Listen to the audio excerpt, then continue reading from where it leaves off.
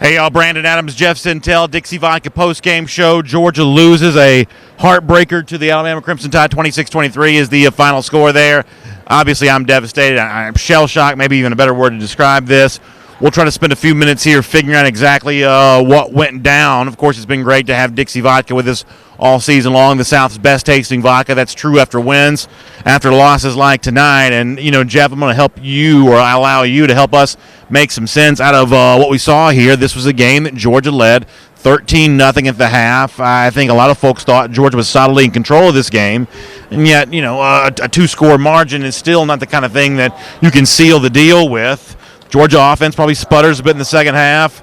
The big story here, Alabama makes the switch to Tua Tagovailoa, which some Alabama fans have been calling for quite some time. That gave an immediate spark to the Crimson Tide here, and really that was kind of that, right? I think that maybe, you know, this is a game where this is how much does Georgia need to go to get to Alabama, and where do they need to go? I think the best litmus you saw out of tonight was Georgia was almost right there with Alabama. They were with Alabama until the very end, but I thought the biggest mismatch of the game would have been Georgia's defensive backs, their secondary, trying to cover Alabama's 4- and 5-star receivers. Remember, folks, there's a reason why Georgia signed 7 DBs last cycle. It's because they needed to get bigger and longer. And what happened, though, with Jalen Hurts in there, I don't think he could maximize that strength. I don't think he could take advantage of all those playmakers. And then the switch happens. Tua, improvisational. He runs the ball well. He runs hard behind his pads, hard to get down on the ground. And then he has a knack for making the plays very accurate. And the final pass, Brandon, the 41-yarder, goes to a 5-star receiver that was committed to Georgia at one time a couple of years ago during the Richt era. Yeah, absolutely. We'll talk a lot about this over the course of our program tonight. And this is one of those things we did talk about on Dog Nation Daily, and I don't take any great pleasure in being right about this, but I felt like for the Alabama offense coming into the game tonight, the stats were misleading. You know, you look at the preponderance of the catches from wide receivers going to Calvin Ridley. I think some of the mainstream media thought that was the only receiver Georgia need to worry about tonight. Take care of Calvin Ridley, you're going to be fine. But you recover recruiting, you understand this, you get all of that the Devontae Smith who catches the game winner is a dangerous weapon.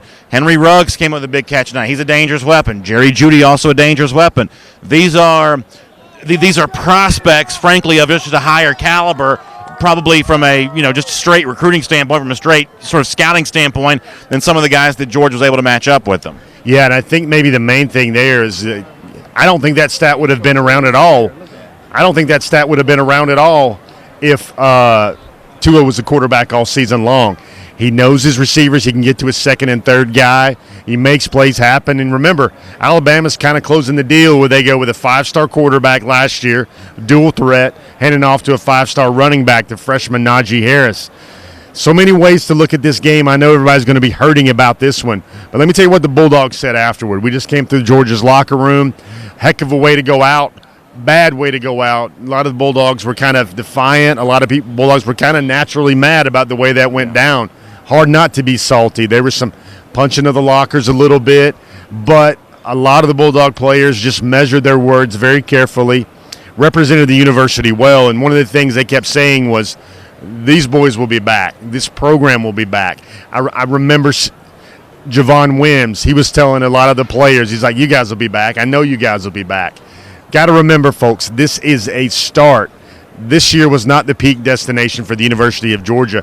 The program's going to keep building, going to keep getting better and better, and all of the leaders of the program said, I know this team will respond the right way from this adversity, and it will fuel an off-season of change. I'll let you pull up some of our comments in our comments section. While you do that, I'll also relay what I just heard Sony Michel and Nick Chubb say.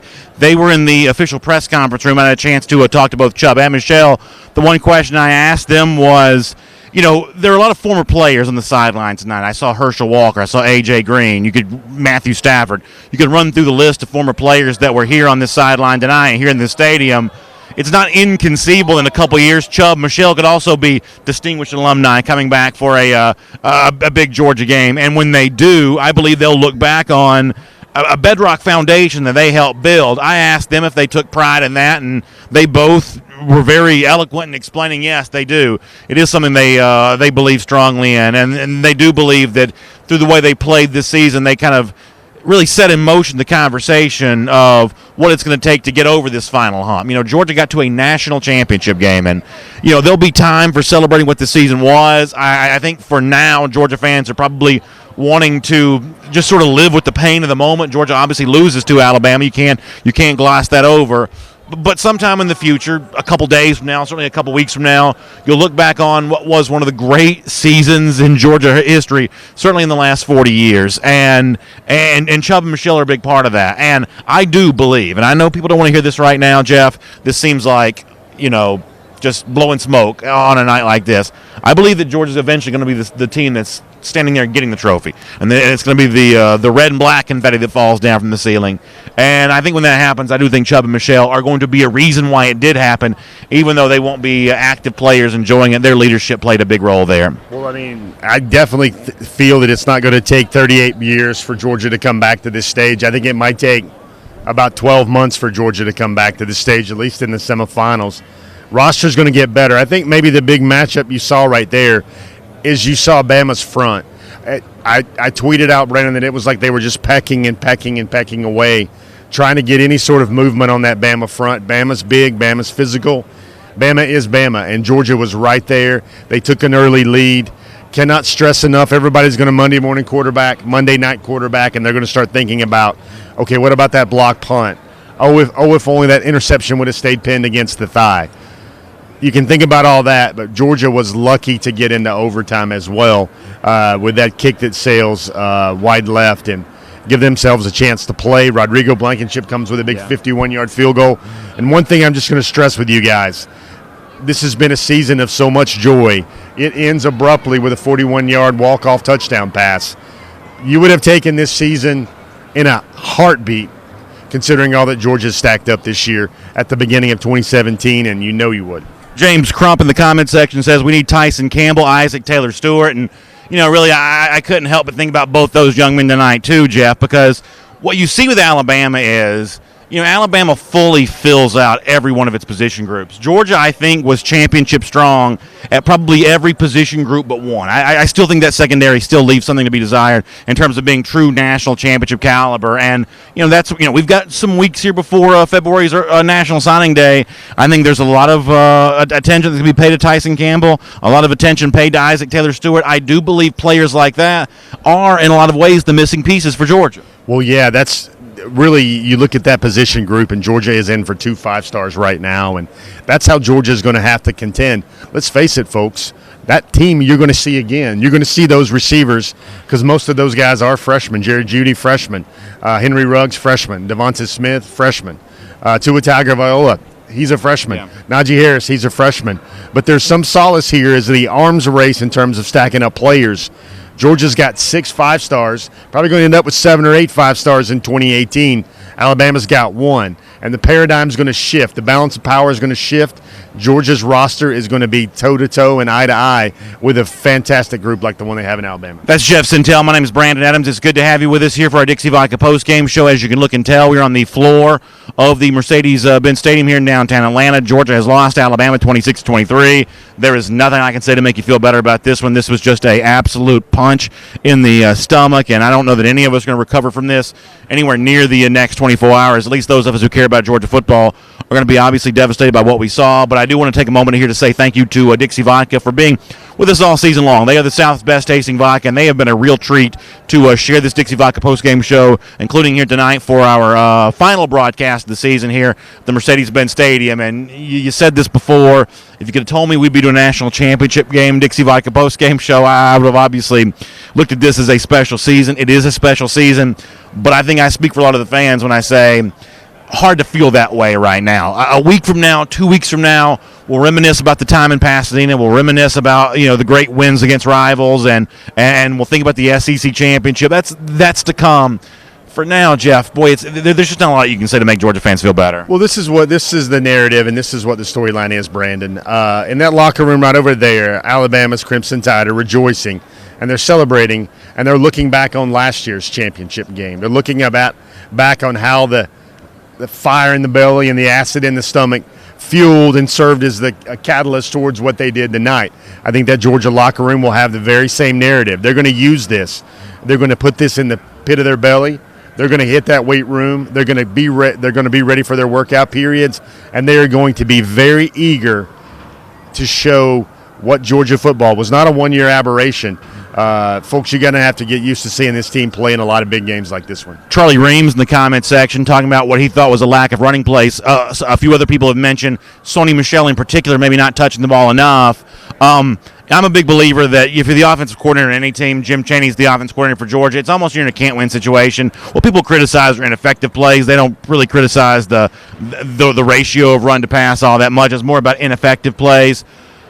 But in this case with Georgia tonight, should Michelle have gotten more touches? Georgia goes Wildcat late in the game instead of something a little bit more traditional. I mean, is there a legitimate criticism at the play calling coming off this game tonight? Well, I think the main thing is Georgia is a physical downhill run team, and that was taken away from them today by Alabama. If you look at the stat sheet, it's going to show Georgia ran for 135 yards on 43 carries. Sony Michel didn't crack 100 yards. He finished with 14 carries for 98. So Nick Chubb was largely ineffective against Bama's front tonight. I think he had 18 carries for 35 yards. Roquan Smith, it's going to be something seeing him get paid for his football play next season. He had 13 tackles. He was the guy trying to collar Tua Tagovailoa all the time when he was breaking free and he was trying to make yards. DeAndre Swift, again, another second consecutive game where he's not really a big factor.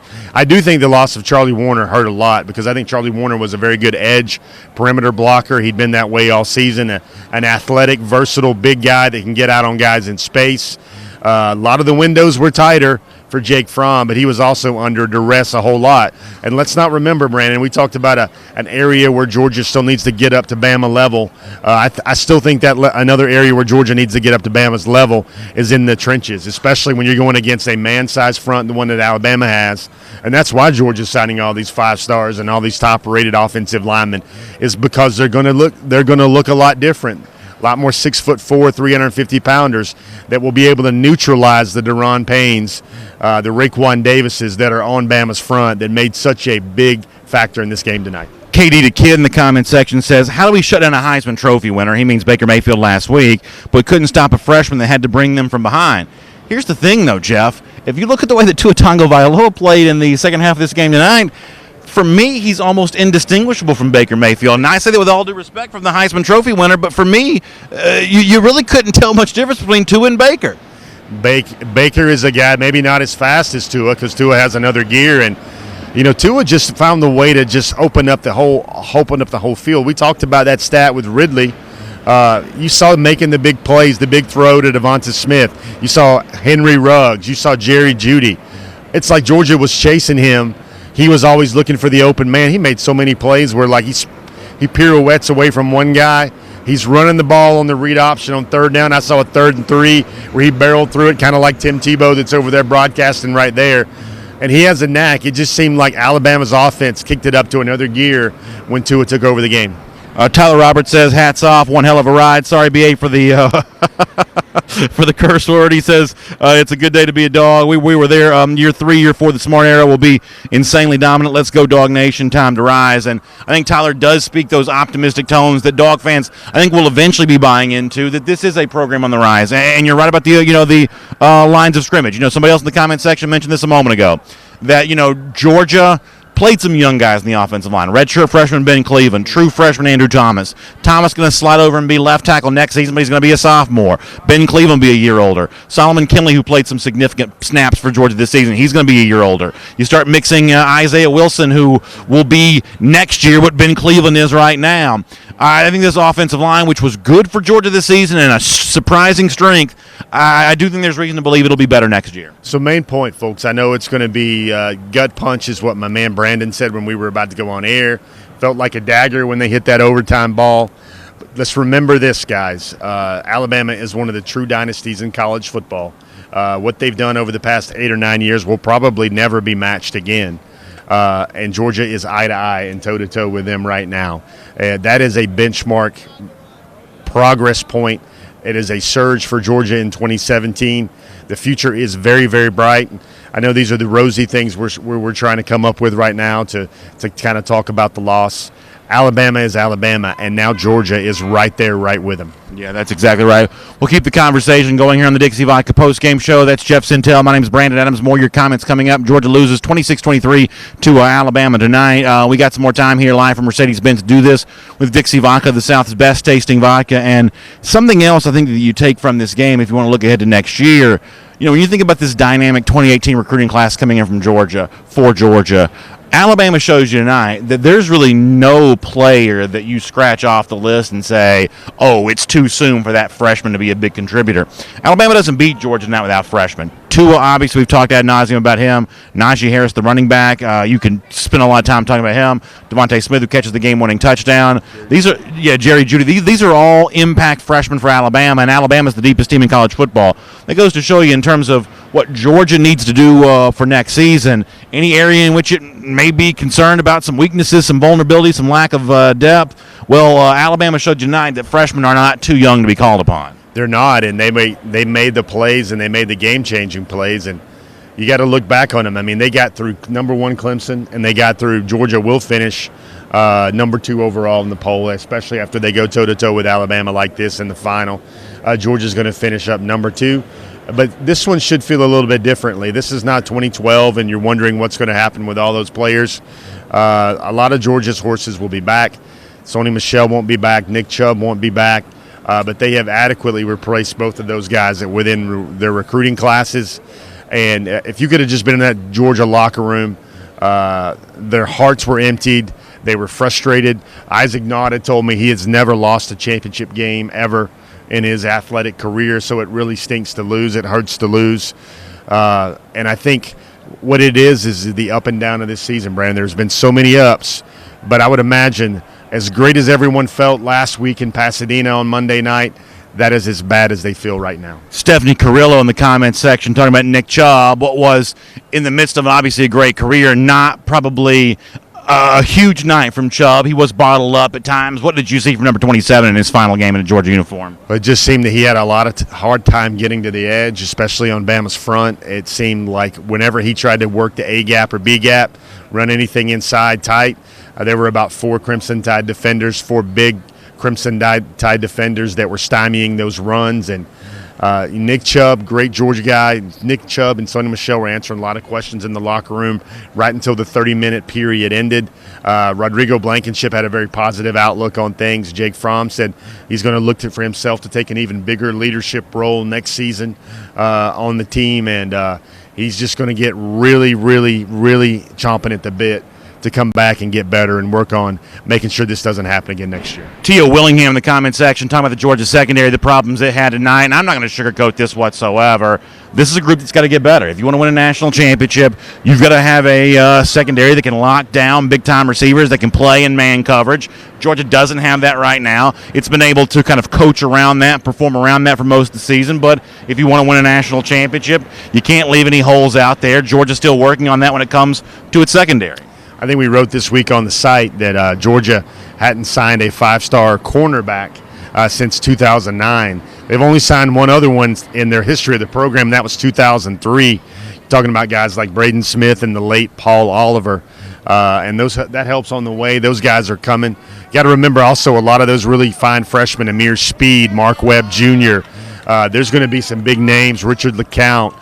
There's going to be some big names that will take the field next year, and it will be upgrades athletically. It's going to be hard to replace the experience of an Aaron Davis, the experience of a Dominic Sanders, but they're going to get better, and they're going to keep playing and get a lot better. And let's also remember this. Maybe one of my lasting images of this game is confetti's everywhere, Brandon. I don't know whether they got this, like they bought it by the yard or whatever. Literally, you can kind of walk in the confetti on this place right now. J.R. Reed is just standing like a statue, Buckingham Palace, whatever you want to say, staring at the middle of that field. I don't think that young man moved an inch from where he was sitting when that game ended and when he walked back over the sideline. And there's a lot of guys that have this bad feeling in their stomach, and they're going to do something with it. CJ Bennett in the comment section talking about some officiating issues. You have what looked to be a phantom offsides call on what would have been a big block punt for Georgia. I guess you could mention the face mask call in the third quarter, a couple of opportunities here. after you lose a game, and I'm speaking from the perspective of a fan, it's clearly easy to sort of look back on some of the calls that kind of don't go your way there. Do you think it's a legitimate gripe to talk about the officiating, especially on the on the block punt, because that would obviously set Georgia up in big time field position? Yeah, the block punt is something to think about because it looked like they can replay that stuff ad nauseum and see what the error was there. But to me, if everybody wants to just kind of spit out the vitriol about the loss, to me, this Alabama-Georgia series might take a very physical turn in the near future. I'm thinking about a couple of plays where you remember the play where Mack Wilson sacks brings Fromm to the ground and then pushes his helmet down in the ground. You saw a lot of unsportsmanlike conducts from Alabama. There was even a mix-up on the sidelines where an Alabama player was pushing and shoving an Alabama coach. They put that dude back in the game. Yeah, because he needed to go make some plays. But that's just the way it is, and it just seemed like, to me, that the only part of that game that felt like 2012 to me, remember when Quentin Dial earshotted Aaron Murray and everything else like that? That was Alabama trying to force their will on Georgia right there, and Georgia stayed right with them the whole entire football game. It's the Dixie Vodka Postgame Show. That's Jeff Sintel. I'm Brandon Adams. A couple more minutes with us. We're live here on the floor of the Mercedes-Benz Stadium. We're brought to you by Dixie Vodka, the South's best tasting vodka. A lot of debate about who's supposed to be in the playoff, who's supposed to be the best team for 2018 maybe. No debate, though, about the South's best tasting vodka. It is Dixie Vodka. And in the comment section, Jeremy Osteen talking about the success some of those big Alabama defensive linemen had tonight. Raekwon Davis, big night for him. Deshaun Hand, who I think most of the Crimson Tide fans, and there's still a good many left near us because we're broadcasting right next to the SEC Network booth. There's still a lot of Alabama fans around here. I think most of them would say up until tonight, Deshaun Hand may have been a little bit of a disappointment in an Alabama uniform, and yet Hand is a big part of what happens tonight, deflecting passes, really wreaking havoc in the backfield, and the interior of the Georgia offensive line has had a great year. I think a really strong year, probably big instrumental in Georgia winning the SEC championship, but the interior of that Alabama defense tonight certainly had their way. Yeah, and I want to make another point really clear because somebody brought it up in the comments, how they talked about how does Alabama do this with a freshman quarterback to Georgia when Oklahoma couldn't do this to Georgia, and maybe Auburn couldn't do this with Georgia. We started our broadcast talking about how good Tua time was for Alabama. He was the 5-star quarterback last year. He won the Elite 11. He was last year's Justin Fields on the recruiting scene, and to me, when you put Tua in that offense with all those big-time receivers to throw to, then Alabama's offense does look a lot like an Oklahoma offense. It does look a lot like the Auburn offense, and that just became very hard to stop in the second half. Hal Love in the comment section says, quit sugarcoating the loss. I don't know that either one of us are sugarcoating the loss. I'm certainly not sugarcoating the loss. I mean, I think that you look at, the severe pain of this loss. We talked about the fact that it's a punch in the stomach for those who care about Georgia football, and it opens up some real issues that need to be addressed with this program. Georgia's got to get better with its secondary. Georgia's still got to fill out that depth along the offensive and defensive line if it wants to beat a team like Alabama. I mean, those are real issues. I don't think there's any sugarcoating going on here. Doesn't mean that the future is dire and everything is doom and gloom, but there's very little to sugarcoat about this night tonight. I mean, this is the kind of loss that's going to hurt you, and you're going to feel it. And Kirby Smart talked about this. We said this on Dog Nation Daily today, Jeff. Kirby said he wanted no regrets in this game. And what I took that to mean from him was maybe Georgia is back here 3 times the next 5 years, something along those lines. Or maybe it's not. One thing we know is when you have a national championship 60 minutes away from you, that's the one that you can win. That's the one you need to worry about. And I think that's the attitude that Kirby Smart's approaching this thing with. He said that Georgia's not going anywhere. I don't think they are, but yet there's no guarantee of when Georgia will be this close again. Well, there is no guarantee, but all you can do is look at what Bama's done. Bama's here every year because they stockpile the players. In this game, the players are so very important. That's why when Tua gets on the field, you knew he was going to make things happen, and that's why Georgia's new additions are also going to make things happen. I know this show could turn a course, and we could sit there and wallow in the pit of misery about how Georgia came so close to a national championship. Got to remember, Alabama just lost the national championship last year as well to a very terrific quarterback by Deshaun Watson. And all I can say is I know what the next chapter looks like, and it is a very, very positive and a very good chapter for Georgia. We'll keep the conversation going here. James Crump talking more about the officiating. Eric and Tamara Ambrose talking about, James talking about the secondary. Eric and Tamara Ambrose talking about some of the officiating. Paul Thomas Isbell says there was nothing we could have done to stop that pass. It was just pure luck. Overtime, Bama was on the equal playing time. Listen, in so many ways, it's reminiscent of what Georgia did to Alabama in Bryant-Denny Stadium in 2007, when it felt like it had one play to win the game, and it struck with Mikey Henderson from Matthew Stafford. I mean, I hate to say this, but what Alabama does to Georgia tonight felt very, very similar to what Georgia had done to Alabama a little bit more than a decade ago, back in Saban's first year of 2007. I think it's just the up and down of that moment. Where Georgia gets the sack and they get the young freshman on the ground, and I think it's a 15, 18-yard loss. And immediately Tua just throws a 9 route, and it looked like to me, Brandon, that Devonta Smith wasn't the only guy that was open. It looked like the Crimson Tide had multiple defenders, multiple targets open on that play, and Tua just went for the home run ball, and they hit it. It was one of those things where national championship game, just got to tip the cap to Alabama right there. They made that play. In the comment section, Doug Rayburn says, we need the 5-star defensive backs. Not the only one bringing that up. Jamel Major says we need Tyson Campbell and Isaac Taylor Stewart. And listen, it's one of the reasons why you and I talk about recruiting so much on Dog Nation Daily. Every time you're on my program, I talk about it in some form or fashion just about every day on the show as well. Recruiting is the pathway towards championships. Georgia is this close right now because of what Kirby Smart's done with his 2016, 2017 recruiting classes, and the finishing touches on 2018. Guys like Campbell or Taylor Stewart, they could be the thing that gets Georgia back in this game and gives Georgia a chance to win maybe next year. I'll give you a final score. I'll give you a scoring update to look at right now. Alabama's going to lose most of their defensive backs in this class. They're going to have to reshelve with freshmen as well. But right now, Alabama does not have a top 5 recruiting class. Georgia has the number 1 recruiting class for 2018. I'm going to reiterate again, Georgia could have 7 or 8 5-stars. Right now, Alabama has 1. That, if you're looking for harbingers of the future, if you're looking to see what's going to happen, what's going to be coming down the tracks for Georgia football, that's your answers right there. Georgia is getting better players right now than Alabama. Mitchell Parks in the comment section says with the last play busted coverage, for me, it was just beaten coverage. I don't know if it's a busted coverage. It wasn't a missed assignment, I don't think. It was just a one-on-one battle won by the Alabama guy in that respect. Well, he got deep. He had instant separation on, and it was funny. I was listening to DeAndre Parrish after the game, and DeAndre Baker, after the game, and he said he was looking around and he saw multiple guys open. He saw Smith open. He saw number 6 open. There were a lot of guys that were coming free right there, and Alabama just did what it's supposed to do there, man. Ken Feinberg in the comment section brings up a bright spot in the game, Riley Ridley, and it was one of those unique storylines that you sometimes see in championship games.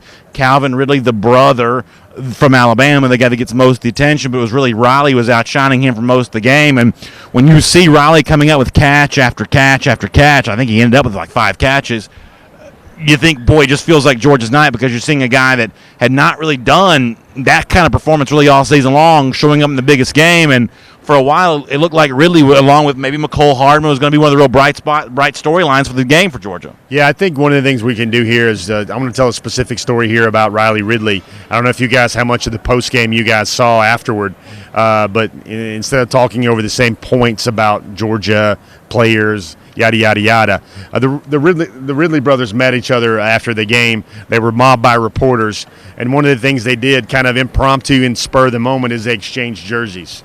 So Riley went away with the Alabama white jersey, and Calvin went away with the Georgia red jersey. And it was very ironic when Alabama's on the podium celebrating their national championship, confetti flying everywhere.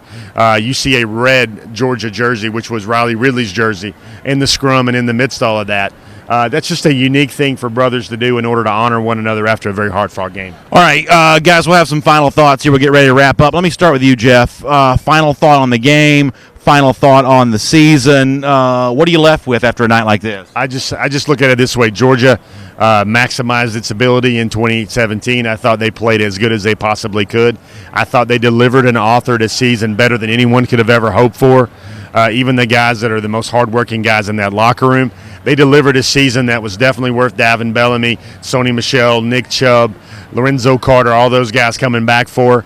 And I just think Georgia football in 2017 took a mammoth step forward to do Alabama-type things in the future. And then for me, for better or worse, I probably wear my emotions on my sleeve a little bit in a game like this and really every game. And, I won't lie to you, when I realized how this game was going to end, I was devastated. The last thing I wanted to do was get in front of this microphone, in front of this camera, and try to talk about it. I want to be like many of y'all and just sort of sit around and lick my wounds. It's obviously a disappointing night to be a Georgia fan, but I do believe there are brighter days ahead. I do believe there are more opportunities like this in the future, but that's not going to do a whole lot to make a lot of us feel better tonight. It's just a real disappointing game, but we'll obviously figure out where Georgia goes from here in the days ahead.